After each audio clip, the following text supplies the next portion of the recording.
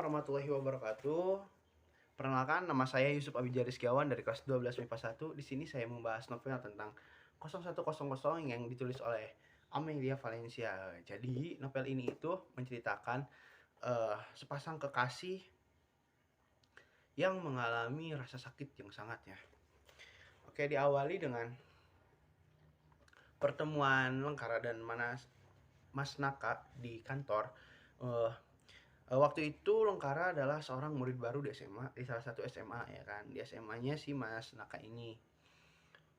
Setelah dia perkenalan, bla bla bla bla bla dengan ceritanya panjang, ternyata si Lengkara ini terus mencoba mendekati Mas Naka. Jadi yang mendekati si Mas Naka ini adalah Lengkara duluan ya, yang mendekati itu Lengkara.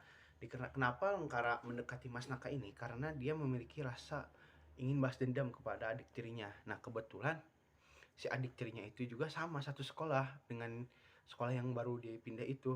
Nama adik tirinya itu adalah Nilam.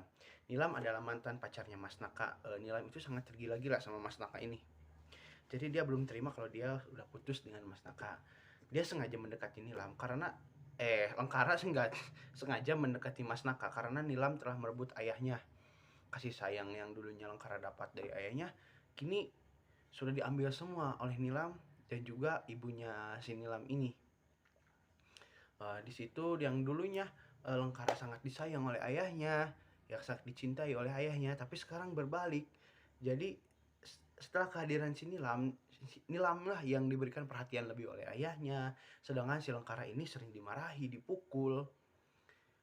Pokoknya banyak hal-hal yang sangat berubah dalam keluarga tersebut, terutama pada ibunya Lengkara. Ibunya Lengkara menderita sakit jiwa sehingga dia stres, mungkin karena stres, depresi kan, melihat suaminya memiliki istri baru gitu.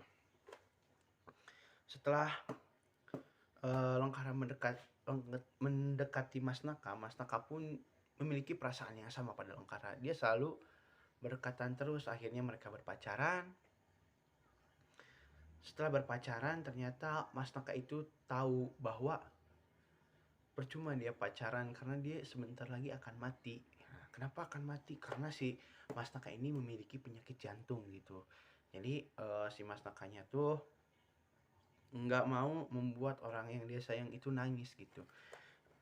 Jadi dia memutuskan untuk menjauhi Lengkara tapi tidak bisa. Dia sering mencoba beberapa kali untuk menjauhi Lengkara tapi hati dia tidak bisa gitu karena hati dia itu sangat-sangat sayang gitu. Nah, si Mas Naka tersebut terkena penyakit jantung paru-paru, kanker paru-paru, kanker jantung ya, stadium 3 gitu. Nah, jadi si Mas Naka ini tahu hidupnya nggak bakalan lama lagi. Dia selalu berkata pada teman-temannya, dia mau nanti setelah lulus SMA dia mau ikutan yang namanya SNPN, SMPN, SNMPTN. Nah itu dia pengen masuk fakultas UI kedokteran gitu kan. Kedokteran UI pokoknya. Dia itu punya cita-cita besar. Kenapa?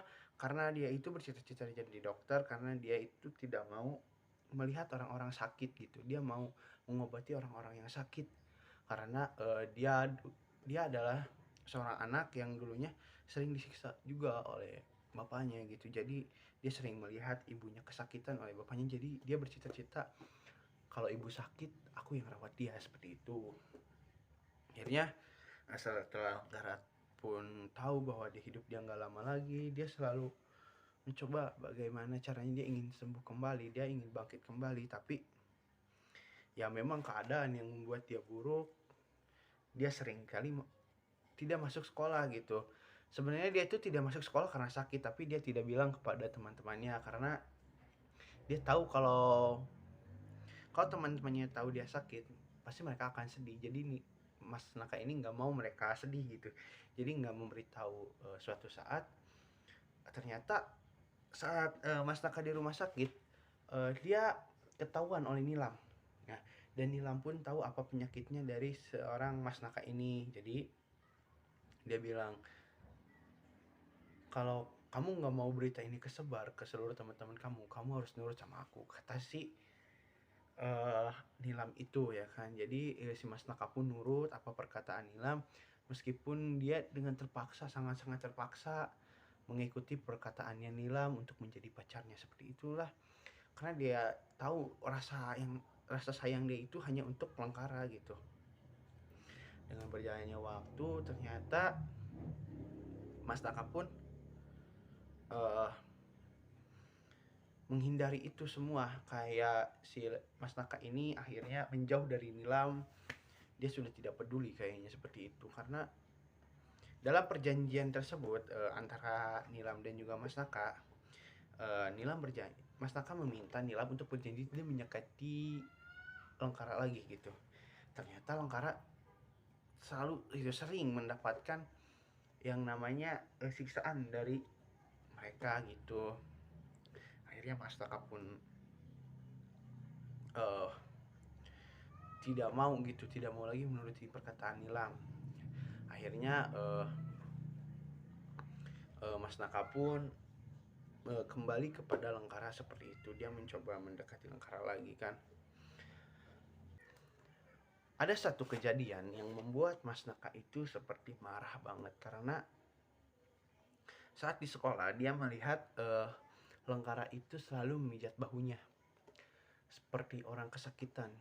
Saat Mas Naka dihukum dan juga Langkara dihukum, Mas Naka melihat Langkara yang ketiduran lelah gitu. Dia lihat Langkara tidur, akhirnya dia dekati, lalu dia cari tahu kenapa. Ternyata banyak luka-luka lebam di tubuhnya Langkara karena dapat siksaan. Nah, disiksa itu seperti apa? Dia itu dibanting ke tembok gitu kan sama ibu tirinya, diinjek, dipukul gitu sampai kepalanya itu berdarah gitu kan. Itu Mas Naka melihat kepalanya Nilam yang selalu memakai topi. Akhirnya dia buka topinya, ternyata ada sebuah ikatan di sini yang menutupi luka dia. Yang si perbannya itu udah banyak darah. Akhirnya Mas Naka ganti dan juga diobati semua. Nah, melihat kejadian itu Mas Naka tidak terima. Akhirnya Mas Naka datanglah ke rumahnya si Langkara ini. Suatu hari dia datang ke rumahnya Langkara, ternyata di rumahnya Langkara itu telah terjadi peperangan besar antara Langkara dan juga Nilam dan ibunya itu. Jadi Nilam dan ibunya melawan Langkara seperti itu. Seperti itu. Uh, Nilam melihat uh, Langkara yang memegang kaca gitu. Nah, sebelum Mas Naka datang, Nilam itu sangat marah karena foto-foto yang ada di rumahnya itu, foto-foto keluarga bersama ibu, ayah, dan kakaknya itu dilepaskan oleh ibu tirinya seperti itu. Jadi Langkara tidak terima, Langkara melawan. Akhirnya setelah Langkara melawan, si ibunya itu melawan balik Langkara. Kayak terjadi perangan antara melempar foto-foto itu ya, dan yang lebih kayak kacanya itu. Tidak lama kemudian datanglah anaknya si ibu tiri ini atau adik tirinya ini, si Nilam itu kan datang, dan si Langkara ini langsung menunjuk kepada Nilam karena salah satu barang berharga yang dimiliki oleh Langkara dirusak oleh si Nilam ini. Nilam mengambil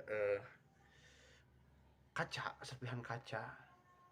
Dia mendekati Nilam dan dia memegang Nilam. Dia seperti ingin membunuh Nilam, tetapi dicegah oleh kakaknya. Saat dicegah, ternyata Nilam itu terus hampir akan melakukan pembunuhan gitu.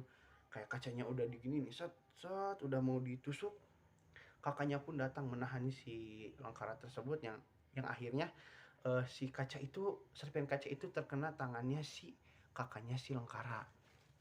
Seperti itu. Tidak lama kemudian datanglah Mas Naka dan juga papanya si Langkara ya kan. Dia keheranan melihat kejadian ini. Semua keadaan rumah sangat tidak beres seperti itu. Dan ayahnya si Langkara ini meminta Mas Naka untuk membawa si Nilam dan juga kakaknya si Langkara itu untuk pergi gitu ke rumah sakit, dibawa ke rumah sakit. Akhirnya si Langkara melihat, akhirnya si Mas Naka ini membawa kakaknya Langkara dan juga Nilam ke rumah sakit. Tetapi saat di rumah sakit, Mas Naka ini merasa cemas gitu. dia tidak mengetahui keadaannya si Lengkara bagaimana sekarang. Akhirnya dia memutuskan untuk pergi pulang. Saat dia yang berjalan pulang, ternyata di koridor itu terlihat ayahnya si Lengkara tersebut. Eh, si ayahnya itu berjalan gitu dan sendirian gitu, nggak ada si ininya tuh, nggak ada si Lengkara itu, nggak ada, padahal dia tahu bahwa Lengkara itu tadi bersama ayahnya gitu. Akhirnya Mas Naka cepat-cepat untuk pergi ke rumahnya si Lengkara untuk melihat Lengkara. Mas Naka periksa semua isi rumahnya Lengkara, ternyata tidak ada siapa-siapa. Akhirnya Mas Naka mencarinya keluar kemana-mana, dia cari, dia menelpon teman-temannya untuk membantu mencari si Lengkara ini, tetapi ya hasilnya nih yang nggak ada gitu. Setelah beberapa lama kemudian si Mas Naka menelpon kakaknya, dia menanyakan di mana biasanya si Lengkara ini sering bersedih. Nah, akhirnya kakaknya juga menanyakannya juga, kalau nggak salah, ke si Lengkara, ke si Mas Nakanya tersebut gitu. Dia menanyakan balik. Akhirnya Mas Naka berpikir ulang.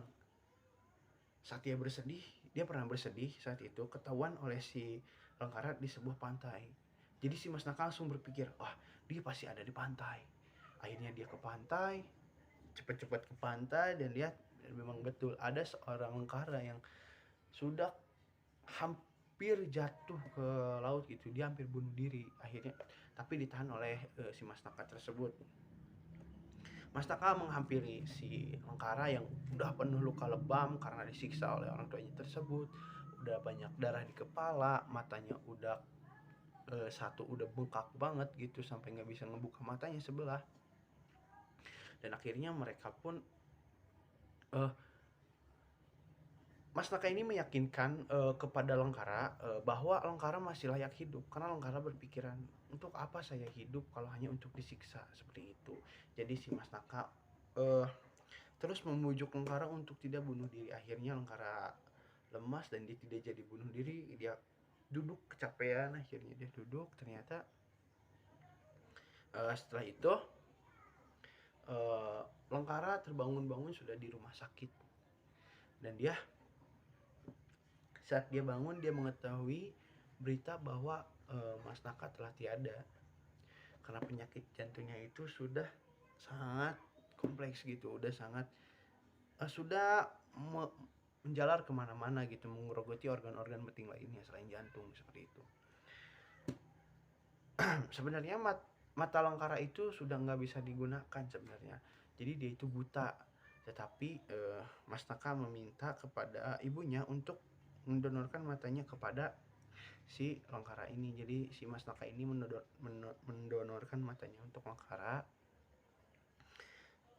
Setelah Lengkara mengetahui itu semua, Lengkara menangis tidak henti-hentinya sampai dia selalu bersedih setiap hari gitu. Dia pergi ke makamnya dan menangis. Dia setiap pergi ke makamnya Mas Naka, Lengkara selalu menangis seperti itu. Dan sampai yang akhirnya itu Lengkara keterima kuliah, kalau nggak salah udah lulus sekolah itu. Pas kelulusan, Lengkara bercerita lagi pergi ke makamnya si Lengkara, si Mas Naka ini. Dia bercerita dia keterima SNMPTN gitu di Fakultas Kedokteran, tapi si universitasnya itu beda pulau. Dia bercerita, maaf dia nggak ada di sana, dia bakalan nggak ada di sampingnya si Mas Naka ini lagi, kuburan Mas Nakanya lagi gitu. Dia akan pergi beda pulau, beda jauh, sangat jauh gitu. Dia meminta maaf sambil menangis berseduh-seduh gitu. Akhirnya sebelum dia pergi ke bandara pun dia menyempatkan untuk ke kuburan gitu. Ini